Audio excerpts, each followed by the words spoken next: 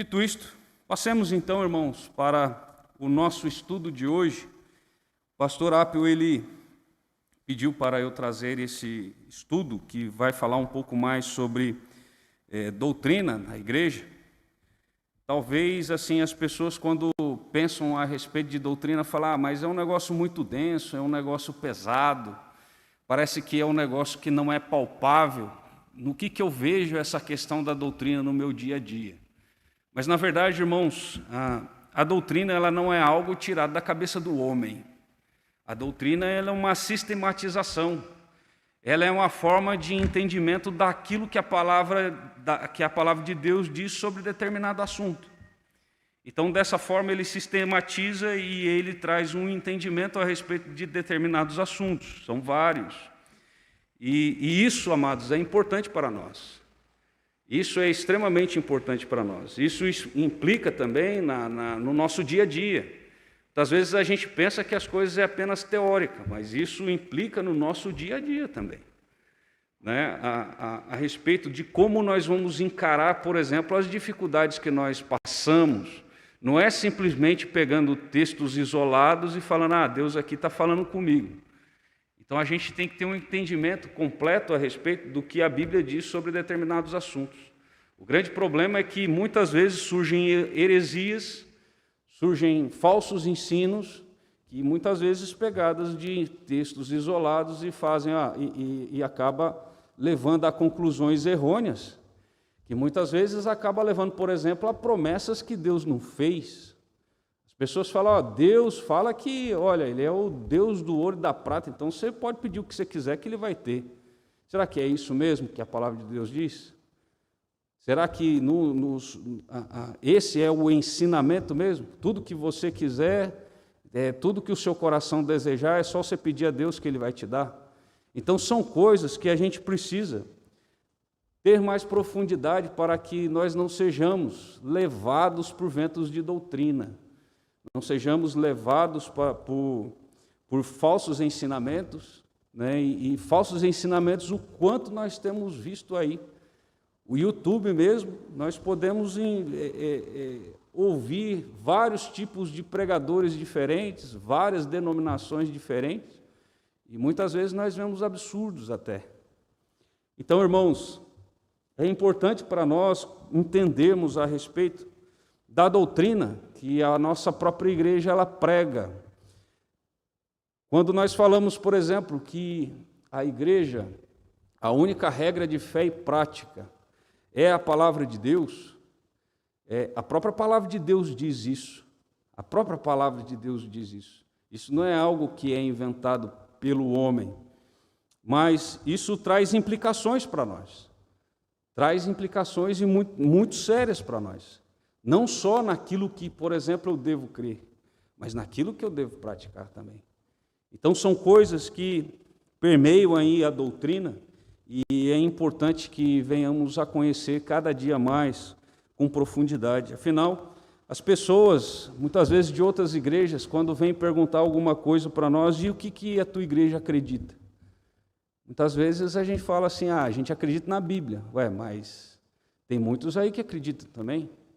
Você vai encontrar um monte de seita aí que diz que acredita na Bíblia também. Então, assim, devemos ter profundidade e, principalmente, podemos falar para as pessoas a respeito dos motivos da nossa fé. Então, nós vamos ver aí um pouquinho, hoje, sobre a questão da doutrina calvinista, também reformada, né? Uma doutrina que foi sistematizada no passado, lá na Reforma Protestante, e nós vamos ver um pouquinho a respeito disso. Então, o estudo 1 hoje ele vai falar sobre a questão da origem, né, dessa questão do calvinismo, e também algumas ênfases. Algumas ênfases nós não vamos ver todas, lógico, que também não há condições de vermos todas essas ênfases hoje, mas iremos ver algumas. O texto base, então, para o estudo de hoje, ele se encontra lá em Atos dos Apóstolos.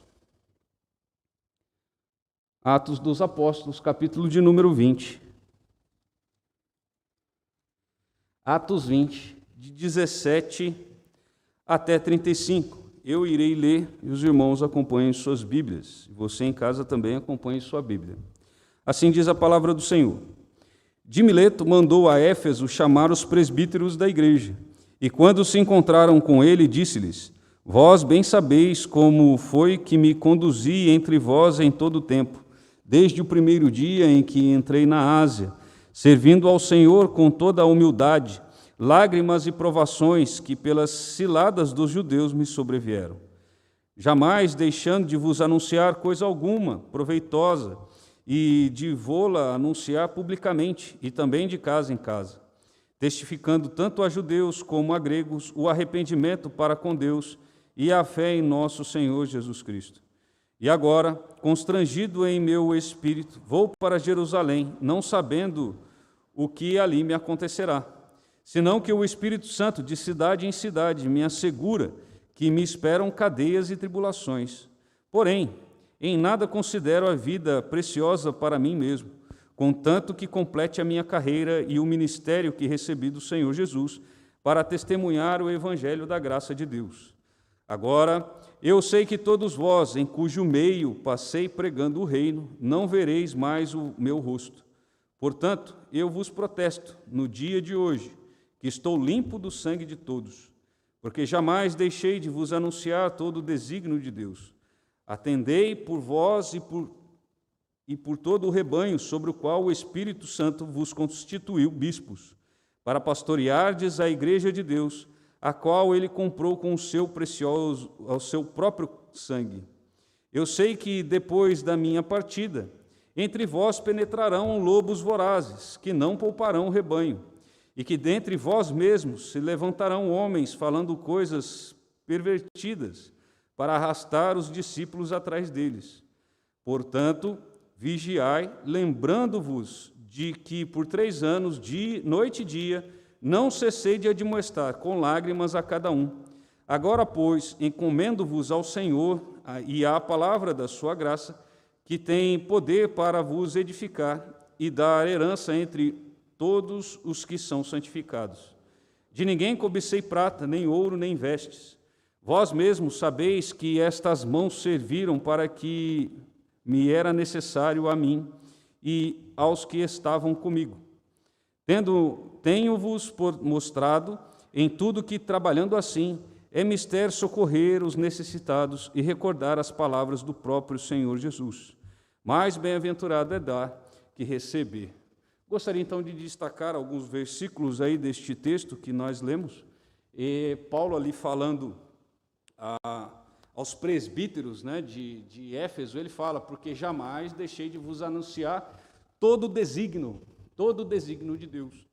É interessante aqui, ele está falando a respeito de que a obra que ele tinha de fazer, que era a proclamação do evangelho ali junto à igreja de Éfeso, ele fez por completo.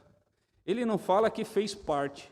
Olha, eu anunciei a vocês parte daquilo que Deus ele requeria, mas eu anunciei todo o desígnio de Deus. Então, foi algo completo. A mensagem que Paulo leva, então, a Éfeso, ela é completa, ela não é algo parcial. Já não havia mais dúvidas a respeito daquilo que Deus ele requeria do homem.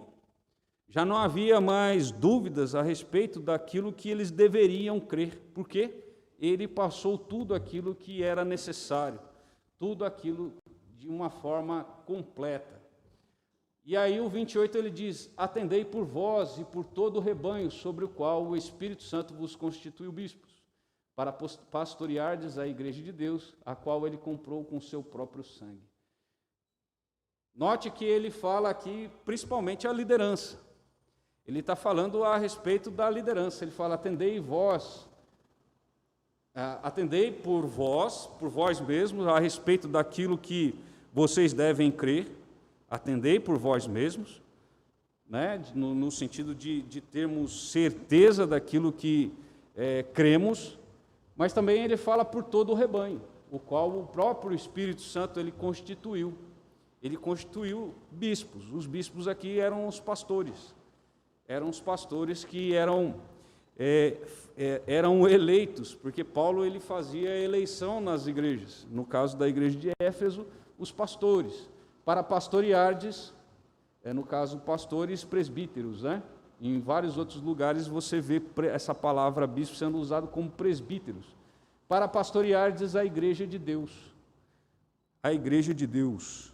E ainda ele fala no versículo de número 30, e que dentre vós mesmos se levantarão homens falando coisas pervertidas, para arrastar os discípulos atrás deles. Então, Paulo ele sabia que até mesmo dentro da igreja de Cristo, iria levantar pessoas que iria falar sobre, ele iria levar doutrinas que não eram doutrinas bíblicas, coisas pervertidas, no sentido de querer tirar até os próprios irmãos da própria fé, aquilo que deveria ocorrer.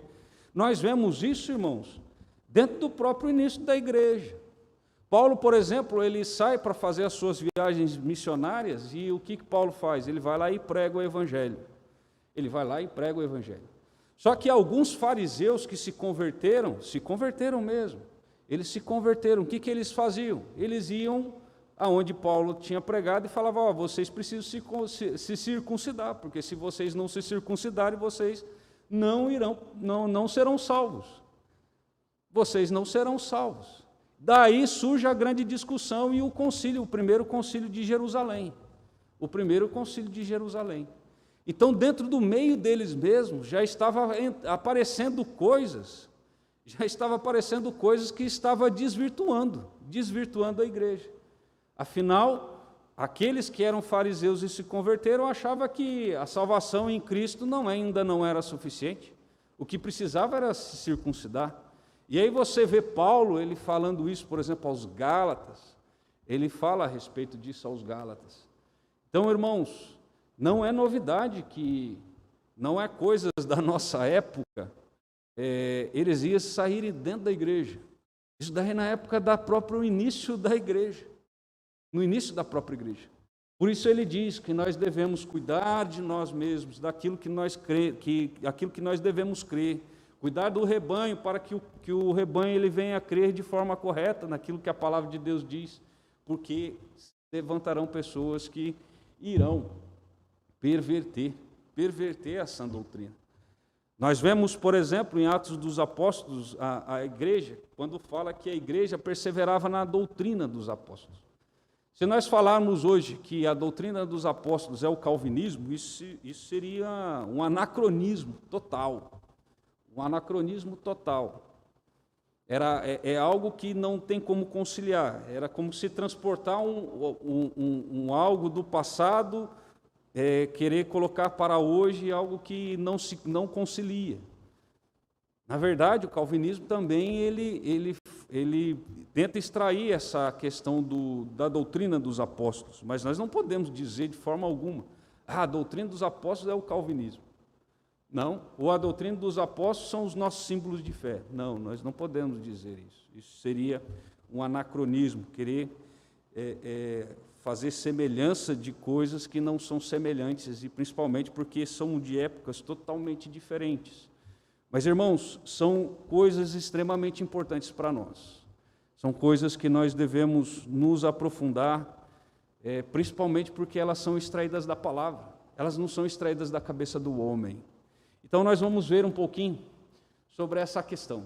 A teologia calvinista, por que essa pergunta? A teologia calvinista pode ser resumida como a teologia dos 5 pontos, principalmente aqueles que saíram de igrejas pentecostais e vieram para as igrejas reformadas, muitas vezes pensam que a doutrina calvinista ela é resumida nos 5 pontos, né, que é a doutrina dos 5 pontos. Mas, na verdade, a doutrina dos 5 pontos, esses 5 pontos, vamos dizer, do calvinismo, ele é apenas uma das partes de uma vasta doutrina que abrange toda a palavra de Deus. Toda a palavra de Deus, sistematizando os assuntos. Então, esses 5 pontos seria a total depravação, que tem a ver com a situação do homem, é o estado do homem. A total depravação está falando sobre o estado do homem. A eleição incondicional está falando sobre os eternos decretos de Deus antes da fundação do mundo, em escolher os seus. A expiação limitada, ela está falando a respeito da obra de Cristo ali na cruz, derramando seu sangue para que nós tivéssemos os nossos pecados pagos, e assim nós tivéssemos acesso ao Pai. A graça irresistível, ela trata sobre essa ação do Espírito Santo no coração do homem, de fato ressuscitando o homem espiritualmente e fazendo com que ele não consiga negar essa graça que Deus ele tem estendido a ele. É isso que a graça fala sobre a graça irresistível. Ou seja, o homem, a partir do momento que ele é ressuscitado, regenerado, ele não consegue dizer não para Deus. Se torna irresistível isso para ele. Então, é isso que vai falar e é obra do Espírito Santo.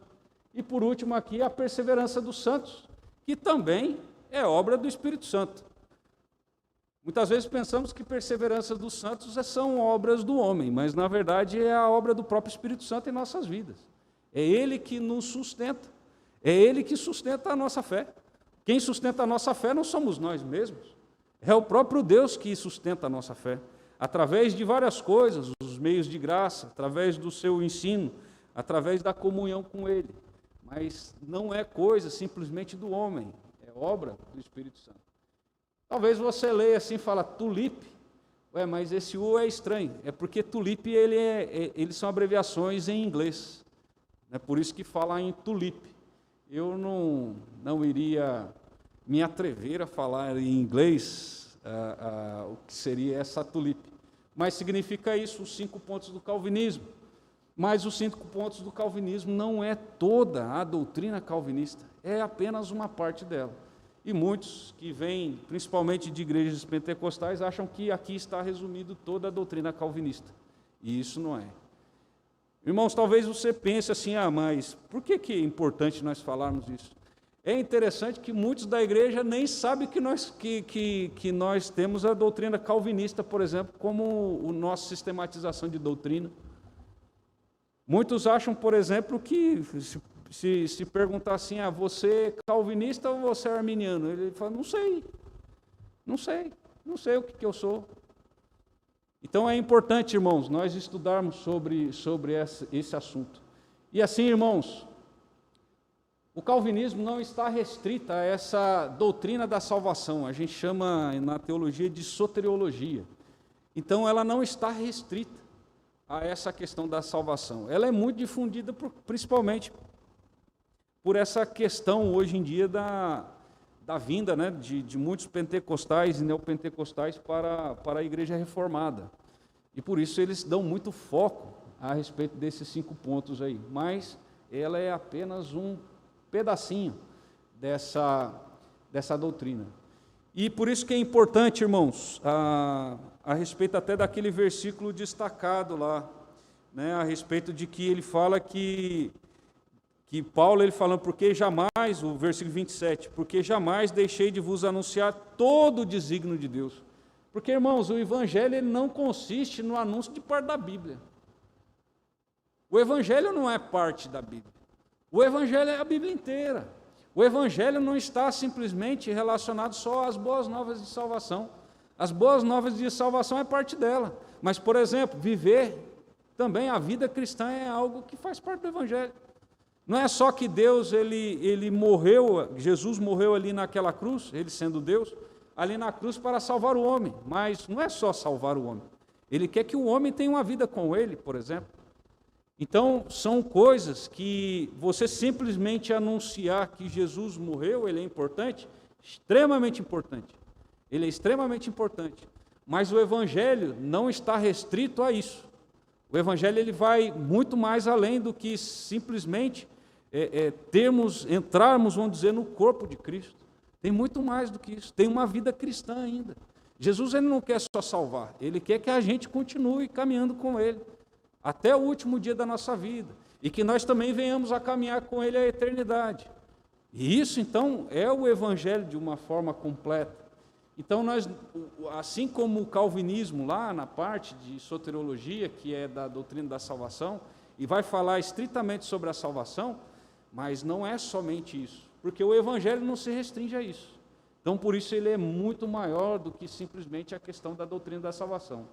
mas sim de todo o conselho de Deus revelado nas Escrituras. Tudo aquilo que Deus ele vai falar para nós através das Escrituras, né? Como que nós devemos viver agora essa nova vida?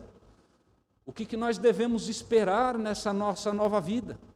Então o Evangelho ele vai muito mais do que só adentrar a essa nova vida, a angariar a nova vida através do Espírito Santo, mas também de viver e o que você esperar para a eternidade também.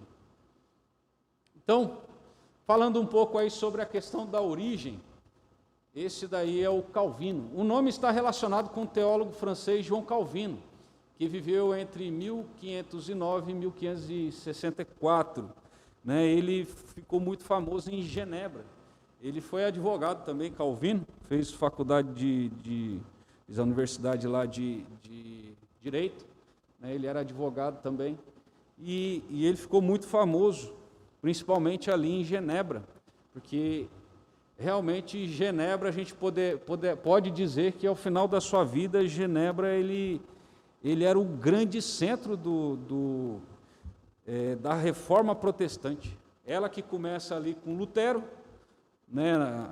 Começa com Lutero, na Alemanha, mas ela acaba que Genebra se torna o grande lugar, exportador de muitos missionários, né? Muitos missionários enviados ali em Genebra. Então, o calvinismo pode dizer que iniciou, deriva desse grande teólogo, que é o João Calvino. A expressão teologia reformada, ela tem sido utilizada de forma sinônima a calvinismo. Realmente você vai ver alguns dizendo a respeito que é, e outros dizendo que é exagero falar que é. Só que, na verdade, quando nós falamos sobre toda essa teologia reformada, no fundo, quando você vê algumas outras sistematizações que vão além daquilo que Calvino, por exemplo, escreveu, eram pessoas que eram calvinistas, na verdade. Então você vai ver várias pessoas aprofundando vários assuntos no decorrer da história. Por exemplo, Kuyper, ele vai aprofundar alguns assuntos, mas Kuyper era calvinista. Você vai ver vários outros aí, né? Você vai ver Rod também sistematizando ali, e eles eram calvinistas, na verdade. Então eles aprofundaram algumas coisas, mas no fundo eles eram todos calvinistas também. Era a linha de entendimento bíblico que eles tinham, né? E essa expressão, calvinismo, ela surgiu no contexto de Heidelberg. Heidelberg é uma cidade da Alemanha, e inclusive surgiu lá um catecismo de Heidelberg, né? Então havia muita discussão nessa época. E nesse contexto aí, o luterano Joachim Westphal, ele pegou e ele que colocou o nome dessa doutrina como calvinista. Só que, na verdade, a ideia é que não era um grande elogio que ele estava fazendo, não. Né? Tanto que Calvino mesmo, ele não gostava do termo utilizado. Calvino, ele não gostava desse termo calvinismo, porque, querendo ou não, também era uma forma meio que pejorativa, na época, para falar. Era como se, na verdade, aquilo que ele estava sistematizando era algo da mente dele, era algo que era pensamento dele, não era algo que era a Bíblia que falava.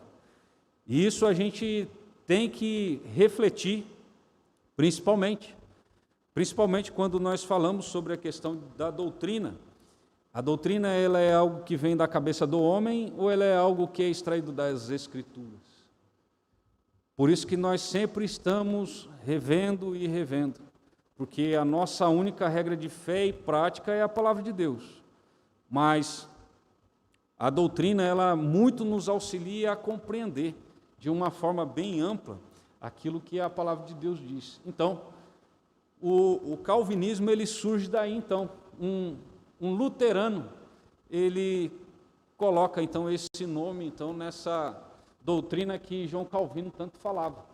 E ele escreveu muitas coisas, João Calvino. Nós temos aí as Institutas da religião cristã, né, 4 tomos dela, que é bem grande mesmo, e ela vai muito profundo a respeito dos ensinamentos bíblicos, né? eu me atrevo a dizer que talvez os seus 5% dentro da Igreja Presbiteriana do Brasil tenha lido esses 4 tomos dele, né? Eu me atrevo a dizer, porque eu acredito que muita gente mesmo nem sabe que existia essas institutas, por exemplo, que são documentos que são valiosíssimos, né, da Reforma. Então, vamos ver, como eu falei, que a doutrina calvinista ela não está restrita à questão da soteriologia, ou seja, não está restrita apenas a Cristo, Ele como Salvador, mas ele também trata sobre tantas outras coisas, como vida cristã, por exemplo. Nós vamos ver, então, algumas outras ênfases, vamos ver poucas delas, que no próximo quarta-feira nós iremos ver outras ênfases. Vejamos, então, alguns temas que o calvinismo aborda. Um deles, por exemplo, é a respeito do conhecimento do culto e da santificação. A doutrina, irmãos, não é apenas para o nosso deleite, apesar que alguns não acham nem um pouco gostoso estudar a doutrina. Alguns acham uma coisa muito chata. Tem gente que pensa assim, estudar a doutrina é um negócio muito chato, porque é um negócio muito teórico. Esse que é o problema, muitas vezes da gente não transportar isso, a gente não aplicar isso na nossa vida, e aí achar que tudo é teoria mesmo. Porque, irmãos, até Cristo ter morrido na cruz, para nós pode ser uma grande teoria também. Se a gente não aplicar isso na minha vida, isso daí é uma grande teoria. Pode ser uma grande teoria. A igreja, muitas vezes, ela gosta da teologia pastoral, porque parece que a teologia pastoral está no nosso dia a dia. Mas, irmãos, conhecimento, culto e santificação também está no nosso dia a dia. A gente pode fazer aplicações na nossa vida. A gente vive isso no nosso dia a dia. Quando nós falamos aí a respeito dessa questão do conhecimento, né, a doutrina ela não é apenas para o nosso deleite espiritual e reflexão.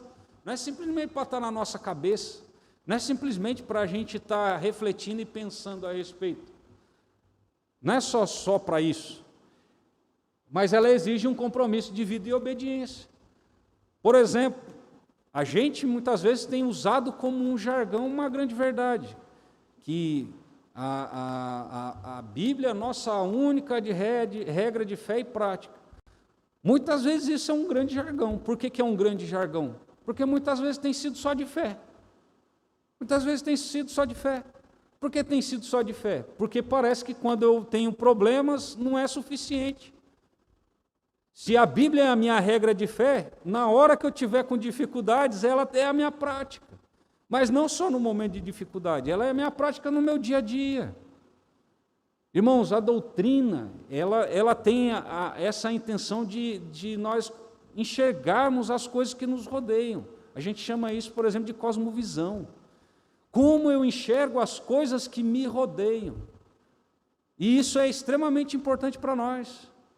Em vez de passar uma dificuldade e falar assim, Deus está querendo que eu sofra mesmo. Esse Deus aí parece que é um Deus sádico.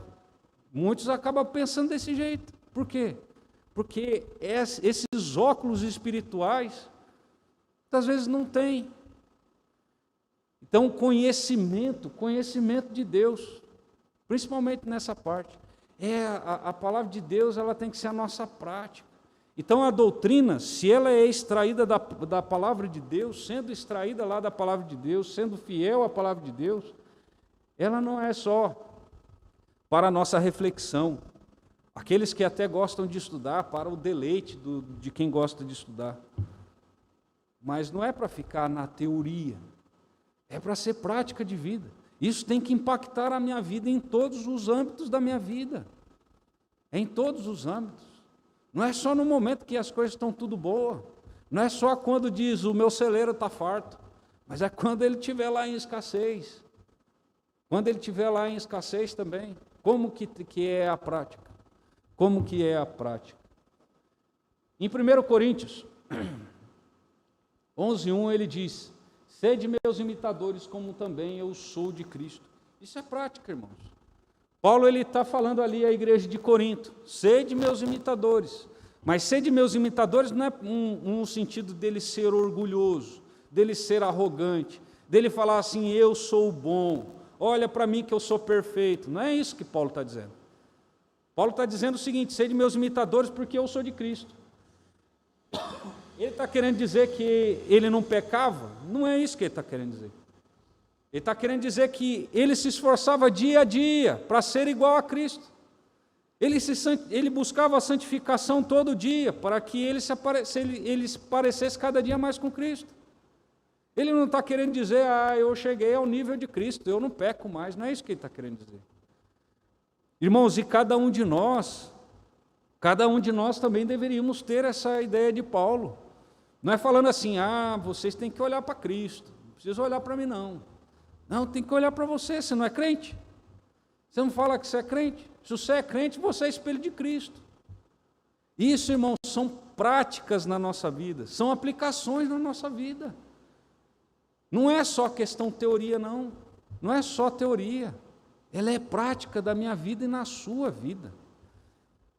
Nós devemos ser imitadores, assim como também, ali Paulo, sede meus imitadores, sede imitadores de Paulo, principalmente que Paulo era ali vamos dizer, o pai na fé daqueles de Corinto, ele que pregou o evangelho lá.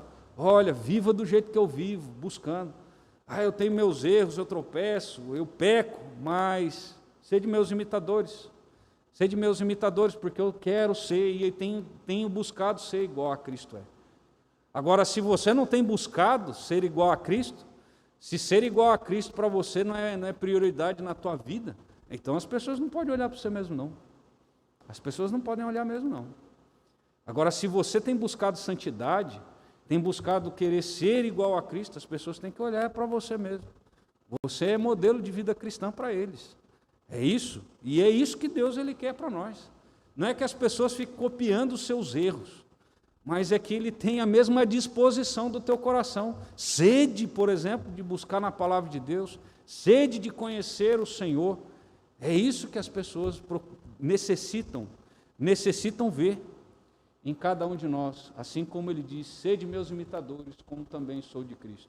Isso, irmãos, nós vemos o mesmo conceito lá em Filipenses 3,17, ele falando também à igreja de Éfeso, ele falando à igreja de Filipos, ele falando também à igreja de Éfeso, e novamente repetindo, um pouco antes, na verdade, né?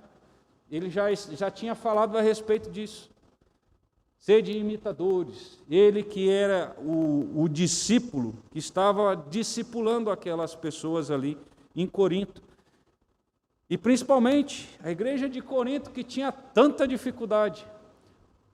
E louvado seja o nome do Senhor pelas dificuldades de Corinto, porque possivelmente se Corinto não tivesse tanta dificuldade, a gente não ia saber.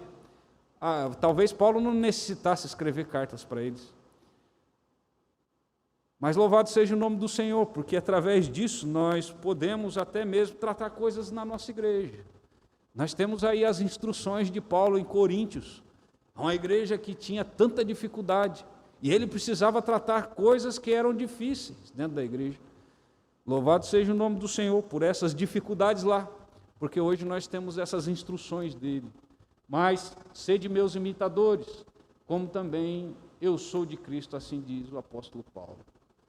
Então, irmãos, conhecimento de Deus não visa apenas matar nossa curiosidade, mas está relacionada à piedade. Ela está relacionada à piedade. Esse conhecimento de Deus, saber de fato quem é esse Deus. E o interessante é que conhecer a Deus, ele implica em muito mais outras coisas. Muito mais outras coisas. Por exemplo, Calvino, nas Institutos, no primeiro tomo dele, no capítulo 1, na parte 1 até 3, ele diz: sem um conhecimento de si mesmo, não há conhecimento de Deus. Mas para conhecer a si mesmo e o mundo todo em geral, isso daqui é cosmovisão, isso aqui é cosmovisão, deve primeiro existir um conhecimento de Deus. Deus é conhecido melhor e anteriormente a qualquer coisa ou pessoa. Para nós conhecermos a nós mesmos, nós precisamos conhecer a Deus. E talvez esse seja um dos grandes problemas, por exemplo, da filosofia. Os grandes filósofos sempre buscaram isso, conhecer a si mesmo, conhecer a si mesmo. E Calvino, ele através da própria Escritura, ele diz, não tem como você conhecer a si mesmo, saber qual que é o objetivo da sua vida, se não for através do conhecimento de Deus, se não for conhecendo através da palavra de Deus. Conhecendo a Deus, você conhecerá a si mesmo. Mas, irmãos, não é conhecer apenas de forma teórica, não. Aqui, quando ele fala conhecimento de Deus, é tê-lo verdadeiramente como seu Deus. Aqui a ideia é de ter um encontro genuíno com Cristo. A partir do momento em que nós temos um encontro genuíno com Cristo, de fato nós conhecemos a Deus. Não há como conhecer a Deus se não há um encontro com Cristo, um encontro genuíno com Ele. Nós podemos até saber sobre atributos dele, mas como eu vou conhecer a Deus se eu não tiver um relacionamento com Ele? Como eu posso dizer que eu conheço pessoas, sendo que eu não tenho um relacionamento com elas? Eu vou conhecer através do quê? Do YouTube? Eu vou conhecer através do quê? Do Facebook? Será que lá que eu vou ter realmente conhecimento a respeito das pessoas? Conhecimento, ele tem a ver com relacionamento.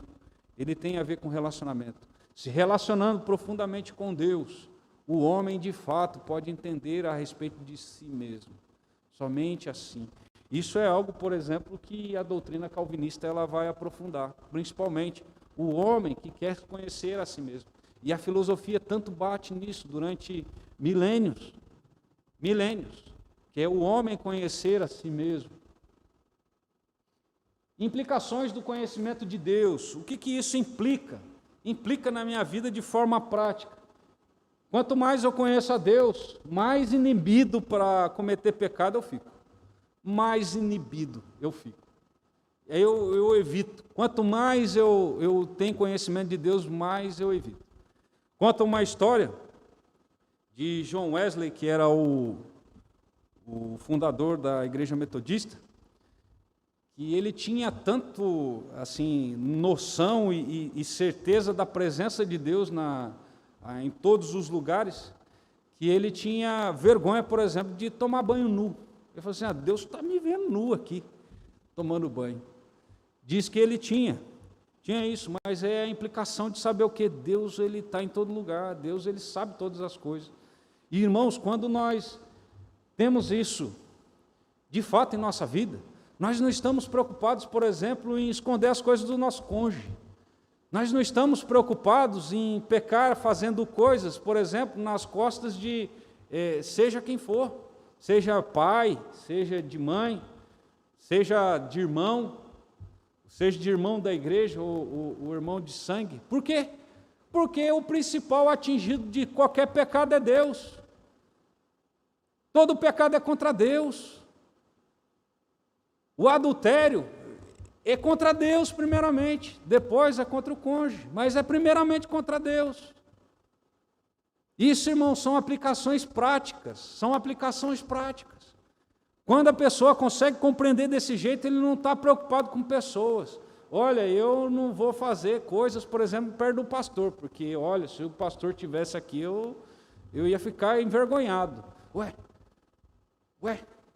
muitas vezes está preocupado em esconder do pastor e de Deus, não, Deus que está vendo, Deus que sonda corações. Isso são aplicações práticas, irmãos, para as nossas vidas. Quando mais nós conhecemos a Deus, mais essas coisas são latentes na nossa mente. E nós fazemos o quê? Nós evitamos. Não tem ninguém vendo, mas Deus está vendo. Então eu não vou fazer porque Deus está vendo. Não devo fazer. Sou tentado, mas não faço. Não tem ninguém vendo, mas Deus está vendo. Isso, irmãos, são coisas práticas na nossa vida. O conhecimento de Deus, na sua profundidade, ele inibe o pecado. E ele implica na piedade, de o homem viver de forma que agrade a Deus. A viver de uma forma piedosa é viver realmente parecido com Cristo. Viver parecido com Cristo. Ter um palavreado parecido com Cristo. Ter as atitudes parecidas com Cristo. Seja em todos os aspectos. Muitas vezes a gente está preocupado, por exemplo, em falar com as pessoas sobre roupa. Ó, vocês não podem usar essa roupa. Não pode. Mas as mulheres, por exemplo, podiam pensar, olha, será que Jesus usaria, se Jesus fosse mulher, lógico, né? Se Jesus fosse mulher, usaria essa roupa que eu estou usando? Decotada, colada, será que ele usaria? Sensual, será que usaria? São implicações práticas, irmãos, na nossa vida. São muitas coisas práticas que nós temos que levam, por exemplo, conhecimento de Deus, a piedade e a santificação, que tem a ver com não só o ato, quando nós, no ato da nossa conversão, nós somos santificados de forma imediata, de forma instantânea, mas também na progressividade dela, que tem a ver com o caminhar da vida cristã, Deus santificando o homem. Então ela tem aquele momento ali da conversão, que alguns chamam de santificação instantânea, que é o fato de Deus transformar o homem em santo, santo no sentido de separado para Ele, não no sentido de perfeito, porque perfeito é só Deus, santo no sentido de separado para Ele, e Ele continuar se separando do mundo para Deus, cada dia mais parecido com Cristo, que é a santificação. Não podemos perder as oportunidades de conhecer a Deus através da sua palavra. Irmãos, devemos buscar cada dia mais. Conhecemos a Deus somente, de forma relacional, somente através das Escrituras. Somente através das Escrituras. A criação, ela anuncia as obras de Deus. Anuncia que existe um Deus. Anuncia que Ele é sábio. Anuncia que Ele é poderoso. Mas não anuncia quem Ele é. Não anuncia quem Ele é. Quem Ele é, as suas características, os seus atributos, somente a palavra de Deus. Não venhamos a perder a oportunidade, irmãos, de termos esse relacionamento com Deus, de Deus Ele falar aos nossos corações. Existem hoje mais de 2.500 línguas que não tem um versículo bíblico traduzido para eles. Nós temos a Bíblia toda, irmãos. Isso é uma grande oportunidade que Deus tem nos dado, de podermos conhecer Ele mais e mais. Que Deus ele venha tocar os nossos corações, dar-nos sede da Sua palavra, principalmente para termos um conhecimento maior dEle, maior do nosso Deus. E outro assunto aí é a respeito do culto agradável a Deus. Irmãos, o quanto isso é importante para nós. Sobre essa questão do culto que é agradável a Deus. O princípio de uma vida boa e justa está em conhecer o que é agradável a Deus. Irmãos, nós vemos, por exemplo, na palavra, que quando nós temos Jesus como Salvador da nossa vida, nós não vivemos para nós mesmos. O 1 Coríntios 5:15, 2 Coríntios 5:15, ele diz lá que Ele morreu por todos, para que os que vivam não para si mesmos, mas por aquele que por eles morreu e ressuscitou. Nós não vivemos para nós mesmos, nós vivemos para Cristo. Então, quando nós vivemos para Cristo, nós vivemos para agradar ao Senhor. Nós não vivemos para agradar nós mesmos. O foco da nossa vida não é mais nós mesmos. O foco da nossa vida, quando temos Cristo, é Cristo. Ele é o foco. É Ele que nós buscamos agradar. Não é agradar a nós mesmos. Fazer aquilo que é agradável a nós, mas aquilo que é agradável ao Senhor. Miqueias 6:8, ele diz assim: Ele te declarou, ó homem, o que é bom e o que é que o Senhor pede de ti, que pratiques a justiça e ames a misericórdia e andes humildemente com teu Deus. É isso que agrada ao Senhor. Quer agradar ao Senhor? Está lá, ó. Pratiques a justiça, ames a misericórdia e andes humildemente com teu Deus. É isso que Ele requer de nós. É isso que a palavra de Deus diz, que Ele quer de nós. É isso que faz com que agrademos a Ele. Pratiquemos a justiça, amemos a misericórdia e andemos humilde diante do nosso Deus. É isso que Ele requer de nós, irmãos. Fazendo isso, nós de fato vamos agradá-lo. E em relação ao culto, ele ainda tem uma conotação ainda mais estreita ainda. Porque João 4:24, Jesus ali, com a mulher samaritana no poço, lá em Samaria, ele diz, Jesus dizendo para a mulher, Deus é espírito, e importa que os seus adoradores o adorem em espírito e em verdade. Irmãos, com relação lá ao culto que agrada a Deus, o culto que é agradável a Deus, se ele não é em espírito e em verdade, ele não recebe. Muitas vezes a gente acha que Deus ele precisa do nosso culto. Irmãos, Deus não precisa de nada de nós, não. Deus não precisava nem nos fazer. Deus ele estava totalmente feliz na eternidade, mas ele, diante do seu sábio conselho, do seu conselho perfeito, ele resolveu nos criar. Você acha que Deus ele precisa da nossa adoração? A nossa adoração aumenta a santidade dele? Não aumenta. Isso é um privilégio para mim, é um privilégio para você. Adorar a esse Deus, diante de tudo aquilo que ele fez por nós, a ponto até dele mesmo morrer na cruz. O próprio Deus morrer na cruz por nós. Ele não aceita qualquer coisa, ele não aceita qualquer coisa como adoração, mas que seja em espírito, movido, conduzido pelo Espírito Santo, e que seja em verdade de acordo com a palavra dele, seja de acordo com a palavra dele, não é de acordo com os meus pensamentos, não é de acordo do jeito que eu quero, não é do jeito que eu acho bonito, é do jeito que ele quer. Quando nós olhamos, por exemplo, lá para Levítico, quando havia lá a queima dos sacrifícios, os holocaustos, muitas vezes a gente pensa assim, nossa, acho que era um cheirinho lá de churrasco que tinha, né?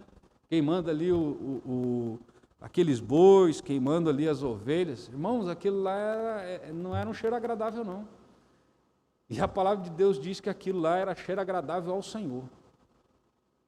Era a oferta de aroma agradável a Ele. E era agradável a Ele. Aquilo lá não era cheirinho de churrasco gostoso, não. Mas era agradável a Deus. Irmãos, Deus não está importando, em termos de adoração, o que é agradável para nós, não. Ele não nos chama para adorarmos a Ele do jeito que a gente quer. Ele quer que adoremos a Ele em espírito e em verdade. Deus não se fascina com pompa e extravagância. Não são coisas extravagantes que vai fazer mover o coração de Deus. O que vai fazer mover o coração de Deus é a obediência. É a obediência, movido pela fé. Obediência. Não adianta falar, eu tenho fé, e ser desobediente, aí parece que é contraditório isso. Mas é ser movido pelo Espírito Santo. Deus não se fascina com pompa ou extravagância. Deus quer que o adoremos em obediência à sua palavra. Ele prescreveu o que Ele requer de nós. Ele falou a respeito da disposição do nosso coração. Ele diz do jeito que Ele quer que seja adorado. O que cabe a nós é só ser obediente. Não é ficar inventando moda. Não é inventar coisas. É simplesmente fazer o que Ele quer. Levítico 10, 1 e 2, esse texto é muito conhecido. Nadab e Abiú, esse daqui eles acabaram de ser consagrados, irmãos. Foi a primeira vez que Nadab e Abiú vai servir ao Senhor, depois da consagração deles. É o primeiro ato deles, depois da consagração. Nadab e Abiú, filhos de Arão, tomaram cada um seu incensário e puseram neles fogo, e sobre este incenso, e trouxeram fogo estranho perante a face do Senhor, o que lhes não ordenara. Eles fizeram em desobediência, desacataram ao Senhor. O que importa é eu levar incenso. Não, o que importa era fazer do jeito que Deus queria. O que importa é eu adorar a Deus. Não, o que importa é adorar a Deus do jeito que Ele quer. Não é eu simplesmente adorar a Deus, não. É eu adorar do jeito dEle, não é do meu. O texto diz, então, saiu fogo de diante do Senhor e os consumiu, e morreram perante o Senhor. Irmãos, eram entre os 4 homens mais importantes de Israel. Eles eram filhos de Arão, eles eram sacerdotes. Eles eram sacerdotes. Eles eram homens importantíssimos em Israel. Não era qualquer um lá, não. Não era qualquer um. Acima deles, somente Arão e Moisés. Não tinha mais ninguém ali em termos de liderança superior a eles. E olha, quiseram fazer do jeito deles. Quiseram, vamos fazer do nosso jeito aqui, que eu acho que é legal. Aí, o que deu? Deus, Ele santificou o seu nome naqueles que se achegam a Ele. É isso que Ele diz na palavra. Santificarei o meu nome naqueles que se achegam a mim. Ele santificou o nome dEle, através desse acontecimento, para que o povo entendesse que eles tinham que fazer era o que Deus queria, e não o que o povo queria. O que o povo achasse que era melhor, o que o povo achasse que era mais bonito, mas era aquilo que Deus Ele queria. Irmãos, isso fala demais, principalmente ao meu coração. Principalmente ao meu coração, irmãos. Será que eu tenho de fato buscado até mesmo nas disposições do meu coração?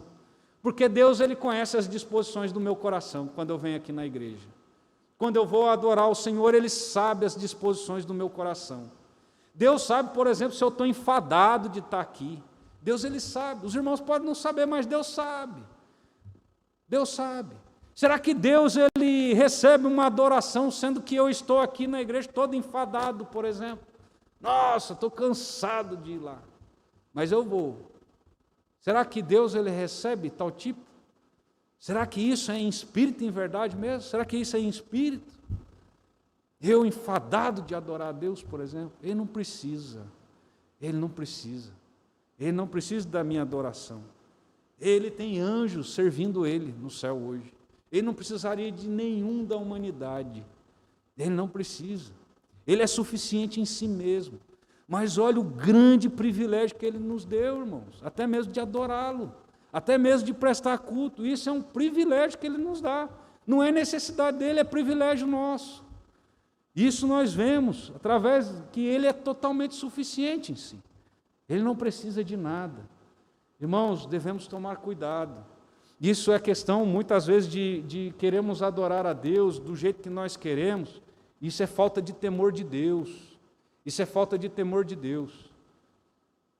Fomos separados por Deus para prestar-lhe culto, e por meio do culto, a nossa santidade se aperfeiçoa. Ele vai trabalhando a nossa vida, a nossa santificação também, através do culto. Olha o que diz, por exemplo, Isaías, irmãos, a respeito do culto, da importância do culto.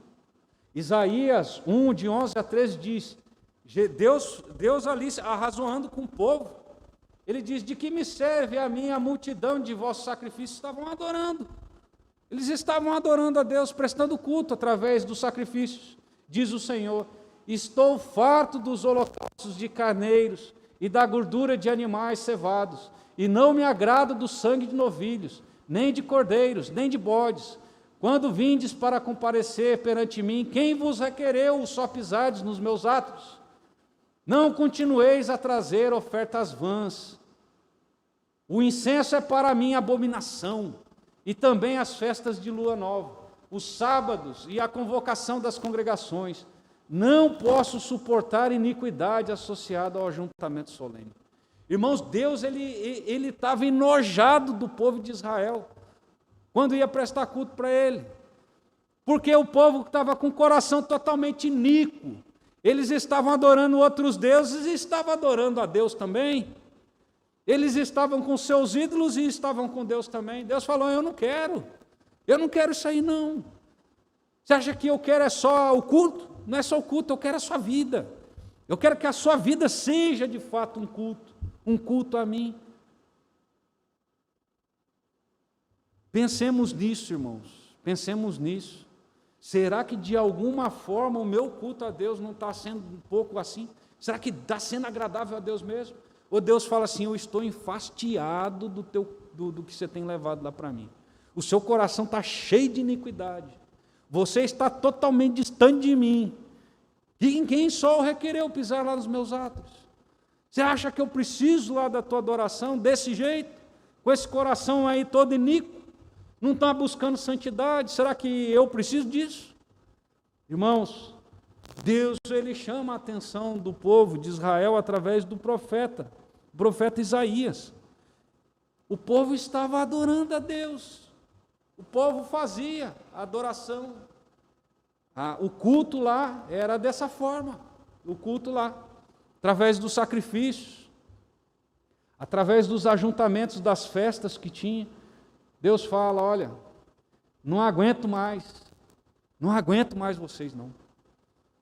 Por quê? Porque não é do jeito que a gente quer.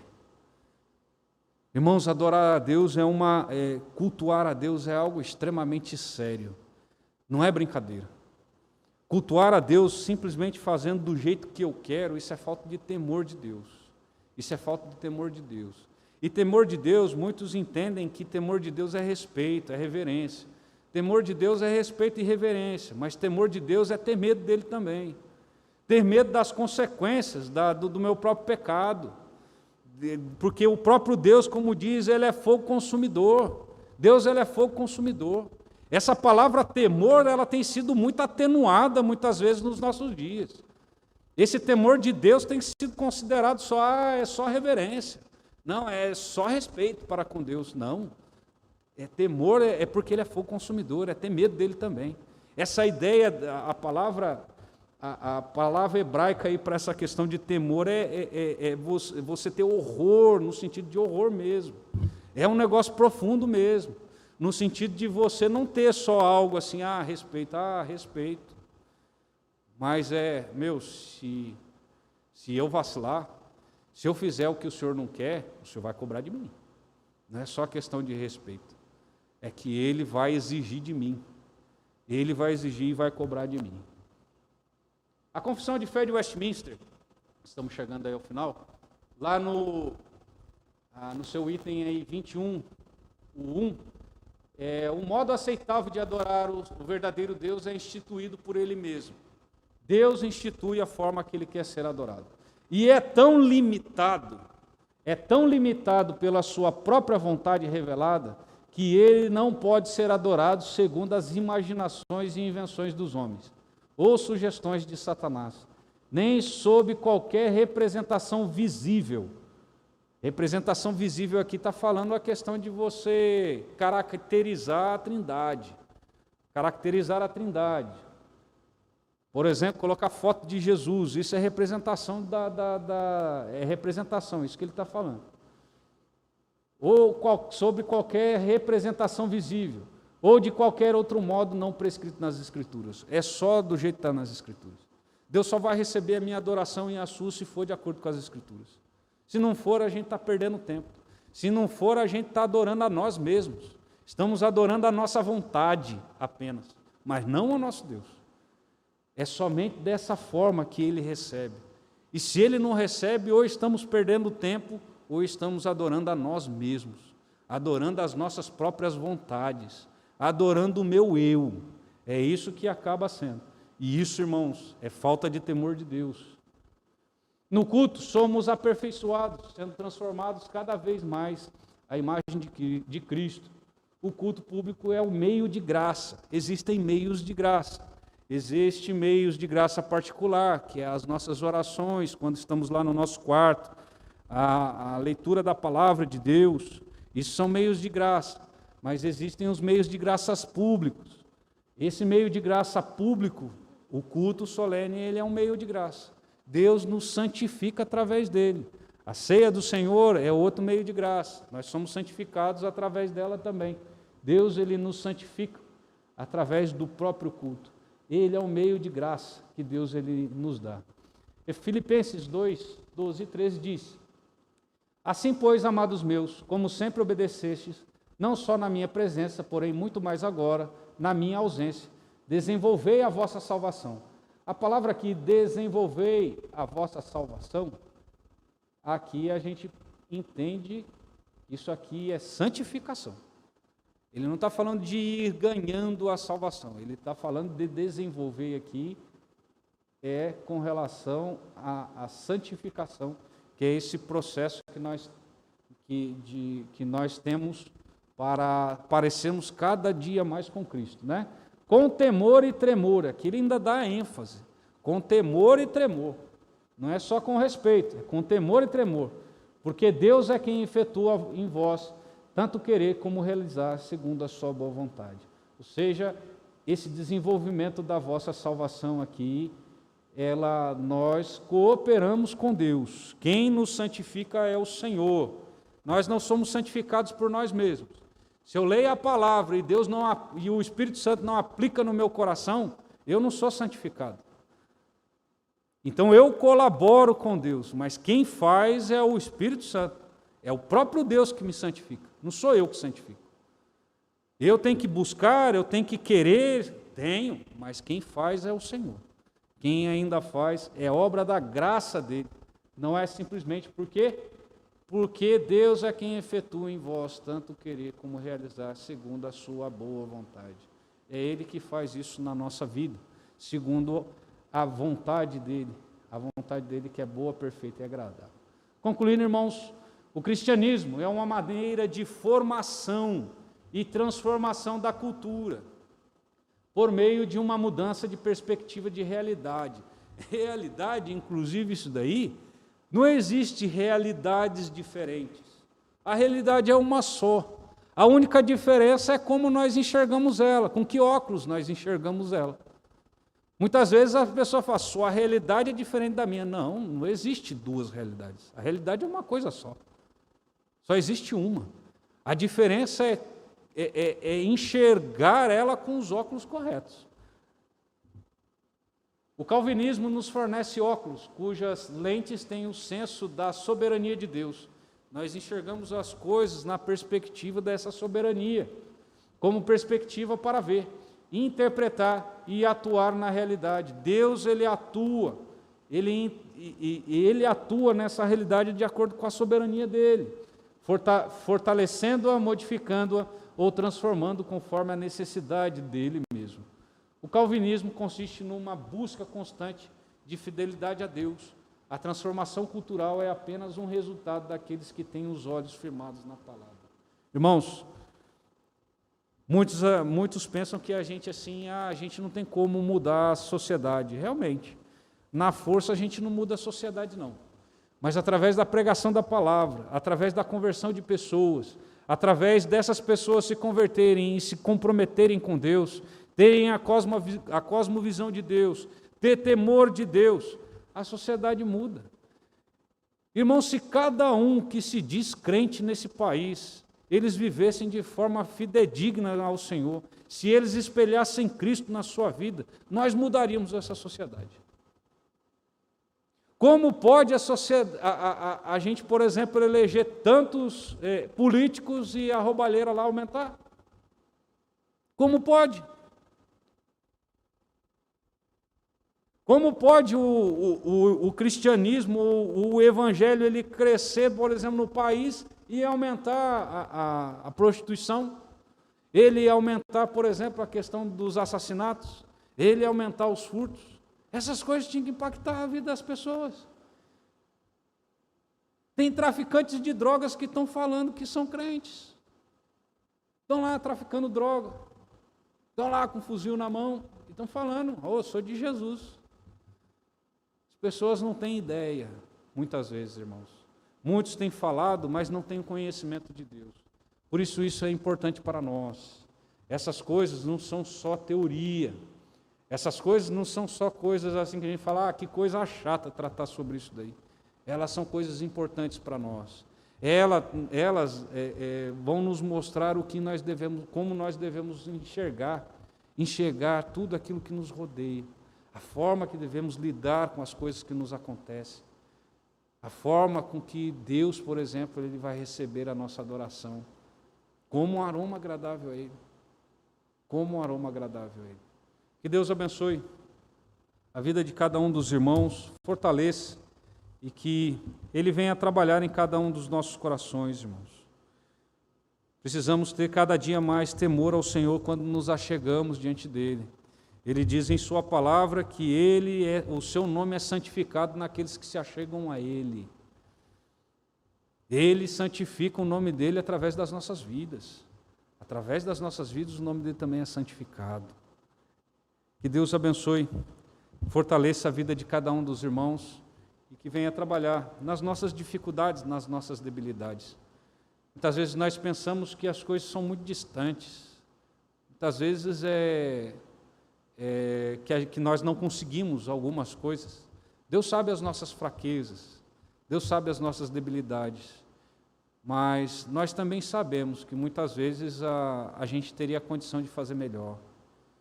A gente sabe que muitas vezes a gente teria condição de fazer melhor para Ele, fazer exatamente do jeito que Ele agrada. Venhamos a pensar sobre isso. Quantas vezes Deus não recebeu, por exemplo, o nosso culto porque a disposição do nosso coração não estava voltada para Ele. Nós estávamos pensando em tantas outras coisas, pensando em estudos, pensando trabalho, pensando em negócios, pensando em tantas outras coisas, doenças, mas o nosso coração aqui não estava voltado para Ele. Que Ele venha nos ajudar nas nossas debilidades, nas nossas fraquezas, de forma que Ele venha nos encontrar fiéis, e nos encontrando fiéis, possamos de fato prestar um culto que Deus Ele fale, esse culto realmente é agradável a mim. Esse culto é agradável a mim. Que Ele venha encontrar isso em nossas vidas, irmãos. E isso tudo para a glória do nome dEle. Vamos orar mais uma vez e encerrar assim o nosso culto de estudo bíblico de hoje. Maravilhoso Deus, nós agradecemos ao Senhor pelos momentos que tivemos aqui em Tua casa. Venha trabalhar cada dia, ó Deus, a Tua palavra em nossos corações. Ó Santo Espírito de Deus, sabemos que temos as nossas fraquezas, as nossas dificuldades. Muitas vezes o nosso coração é teimoso, mas rogamos que o Senhor venha nos ajudar, ó Pai, em nossas fraquezas. Se temos falhado, ó Pai, em determinadas coisas, que o Senhor nos repreenda e que o Senhor nos ajude a corrigir, ó Pai. Porque queremos que o nosso culto, a nossa adoração, ele suba como um aroma agradável ao Senhor. Queremos conhecer dia após dia mais o Senhor, e queremos ter uma vida santificada e que o Senhor trabalhe em nossas vidas dia após dia com a Tua misericórdia. É o que nós oramos em nome de Cristo Jesus. Amém.